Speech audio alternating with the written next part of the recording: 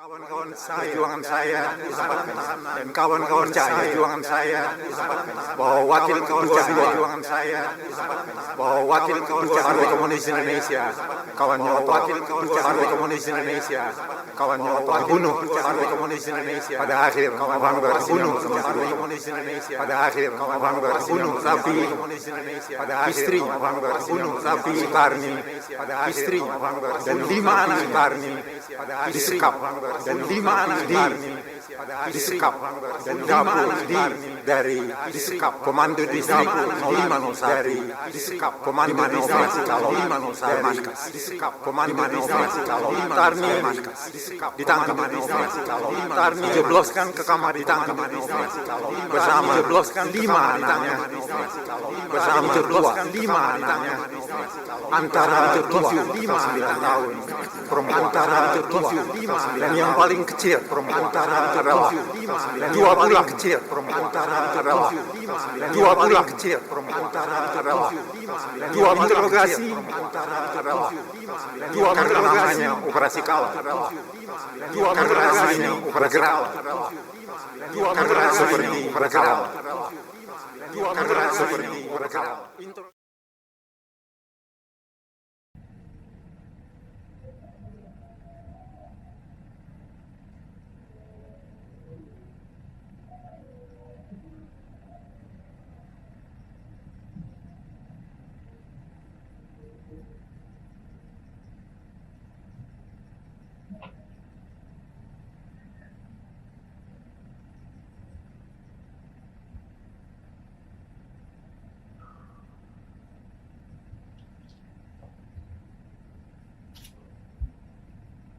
Terima kasih saudara-saudara telah mengundang saya kemari untuk memberikan kesaksian. Sesuatu hal yang tidak pernah saya bayangkan selama hidup saya. Apalagi saya harus memberikan kesaksian di hadapan saudara-saudara yang berpendidikan. Saya hanyalah orang kecil, orang desa, yang tidak punya pengetahuan apa-apa tentang politik. Untuk itu saya hadir, karena saya yakin bahwa agenda ini terlepas dari kepentingan politik.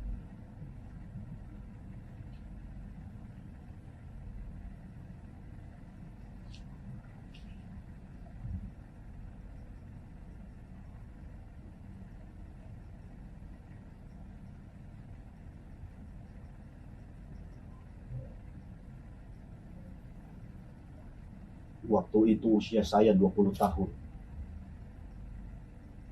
Seharusnya saya sudah tamat SMA. Tetapi karena keluarga kami termasuk keluarga yang miskin, yang hidup hanya berdasarkan hasil sawah, terpaksa saya harus putus sekolah.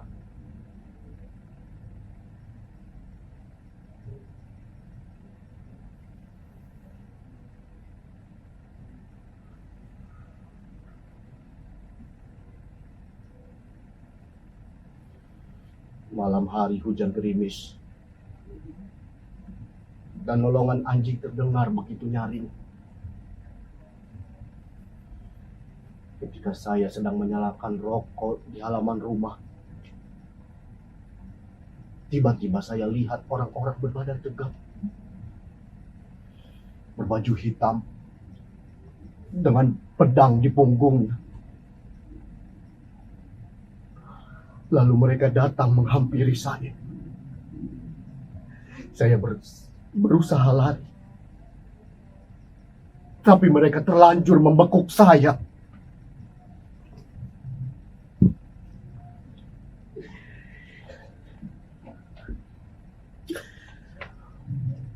Anda kami tangkap karena Anda antek PKI. Begitulah yang diucapkan salah seorang yang saya pikir itu adalah pimpinan di antara mereka.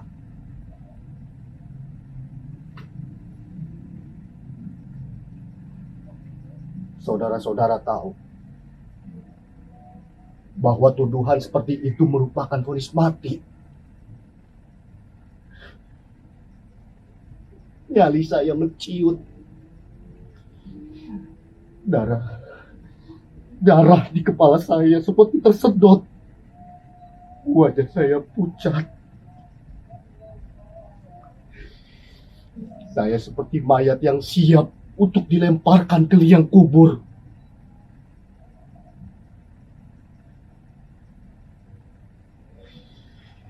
Ketika para gerombolan yang saya kira para jagal itu menyeret saya. Meski dengan memelas, saya harus memberanikan diri.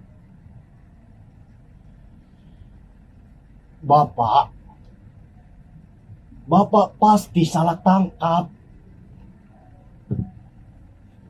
Dalam kesempatan ini sebaiknya gunakan untuk hal-hal yang penting. Misalkan berdoa atau mengucapkan sesuatu kepada keluarga Anda.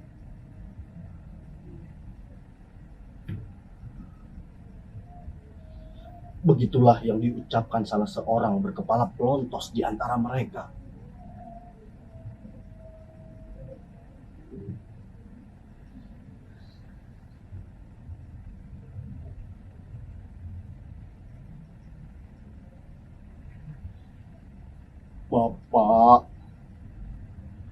Bapak pasti salah tangkap.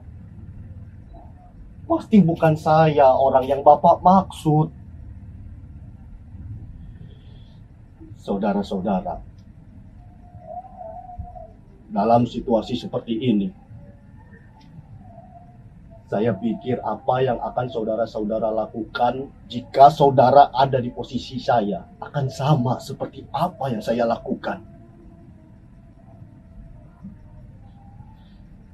Saya harus menolak tuduhan menjadi antek partai.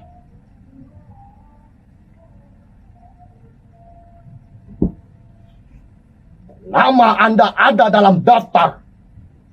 Jadi Anda tidak usah rewel.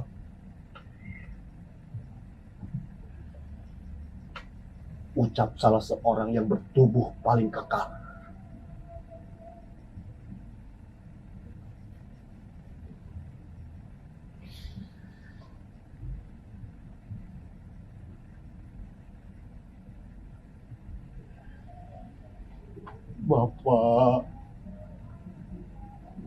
Bapak pasti salah tangkap. Percayalah, Pak. Bapak pasti salah tangkap.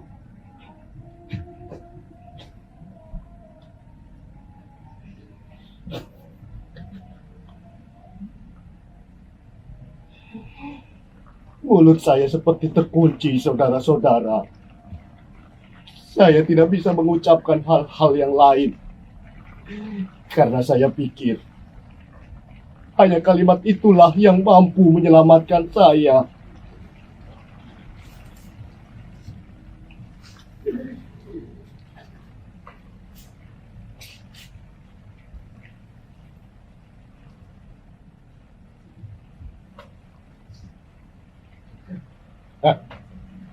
Nama Anda Tel.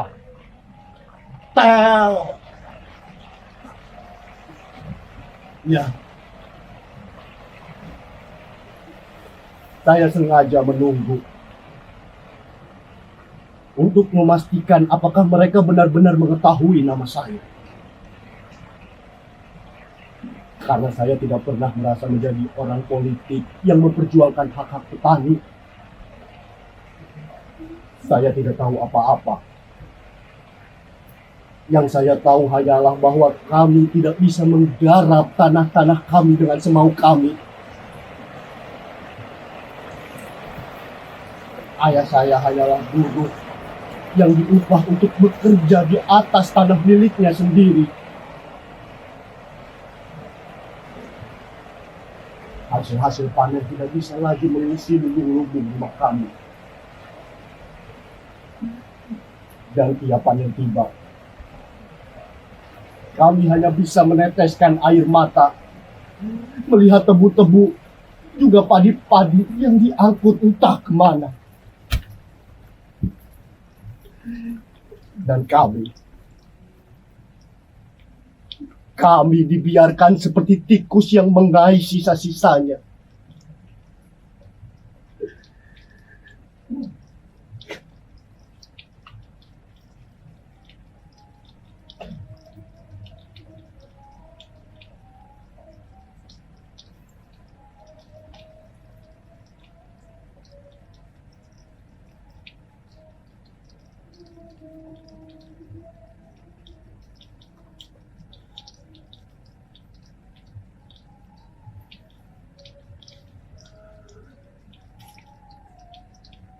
Saudara-saudara,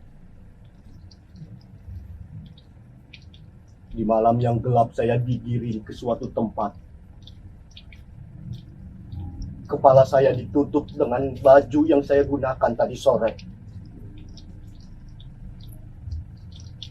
Mereka menaikkan kami semua ke dalam truk, lalu menggiring kami ke sebuah tempat, semacam gudang tua, yang saya kira letaknya ada di pinggiran kota. Dan ketika sampai, mereka semua menjerumuskan kami seperti membuang bangkai anjing ke kali.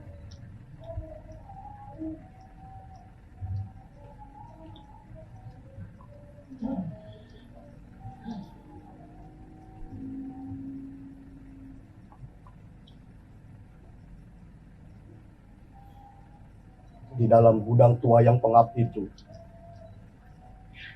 samar-samar saya lihat puluhan orang duduk dengan tangan terikat. Di antara beberapa mereka saya kenal. Mereka hanyalah petani miskin yang hidupnya serba kekurangan seperti saya.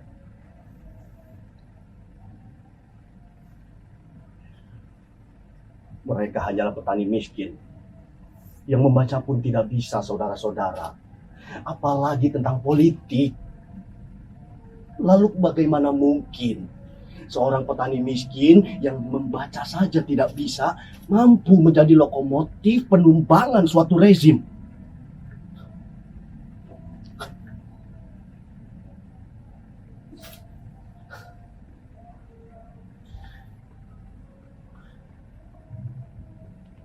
Banyak yang tidak dimengerti di sini memang.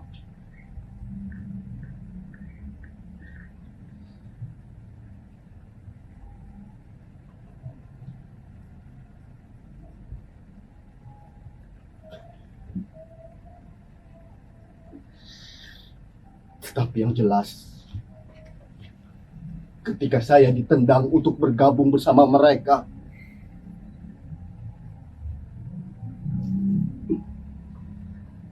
saya baru sadar bahwa lantai yang saya injak penuh dengan genangan darah.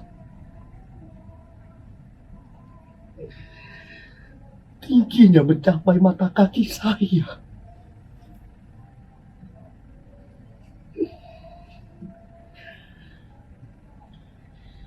Dan ketika saya berjongkok untuk memastikan bau amis itu,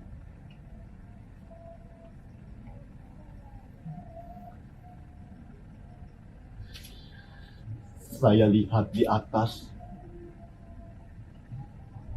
di sebuah balkon, terdengar derap sepatu tentara.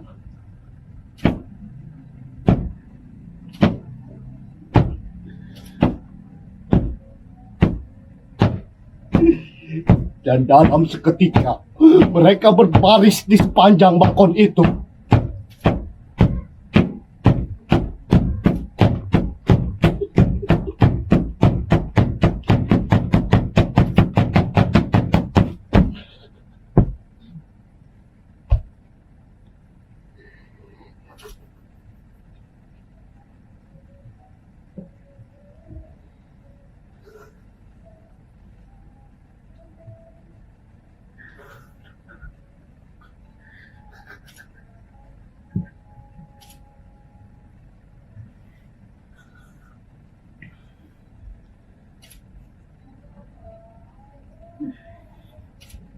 Saat itulah saya pikir masa muda saya akan berakhir. Hanya malaikatlah yang mampu untuk menyelamatkan saya. Dan ketika bedil itu mulai dikokang, hingga terdengar suara krak, krak, krak, hingga bergema letusan berkali-kali. peluru-peluru itu akan bersarang di tubuh saya.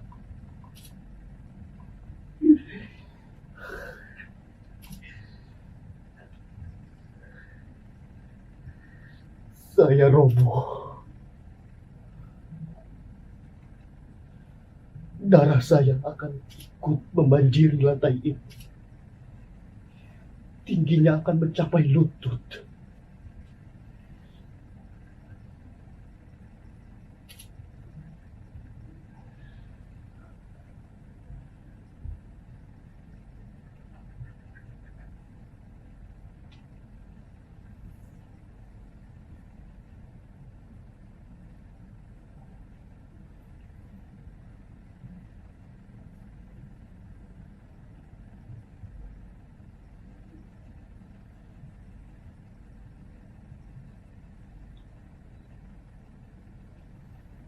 Tetapi diam-diam saya berdoa. Saya bersyukur bahwa saya diberi kesempatan untuk menyaksikan kematian saya.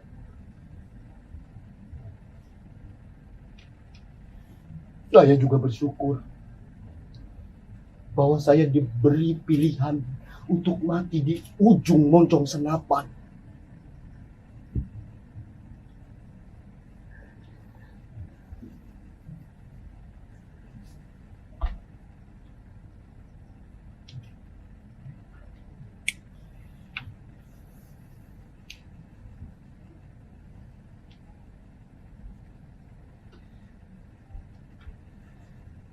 Tapi darah saya, darah kami yang menjadi bagian dari kenangan itu, apakah tidak cukup untuk menjadi pemuas naluri setan yang bersarang di hati para penjagal itu? Apakah harus jatuh ratusan ribu korban lagi dengan dalih menebus kesalahan para segelintir elit yang namanya pun tidak pernah kami dengar?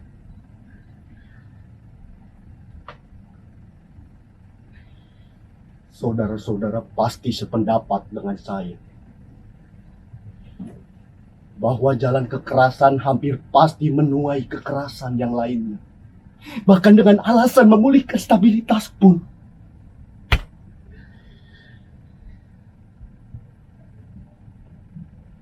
Lalu apakah saudara-saudara rela melihat orang-orang yang tidak mengerti politik dibantai seperti sekawanan anjing liar? Apakah saudara-saudara yakin bahwa kaum petani mampu untuk mengancam kekuasaan?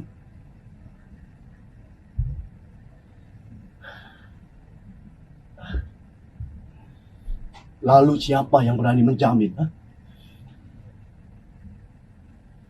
Apakah saudara-saudara berani menjamin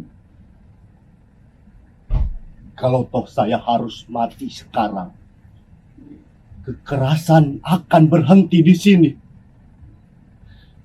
Kekerasan akan berhenti di balik pintu gudang tua ini.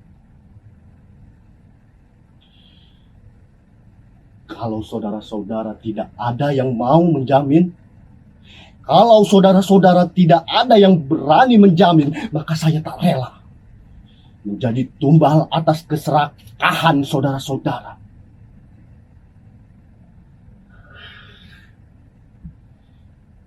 Lalu siapa yang berani menjamin bahwa tumpukan jasad itu cukup untuk menghentikan pembantaian?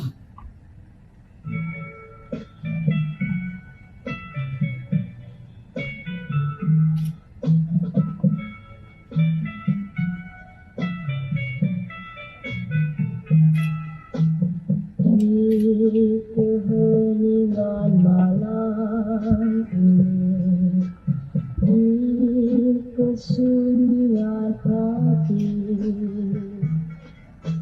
di kerinduanku berdiri, gelisahku menanti. Oh kekasihku sayang,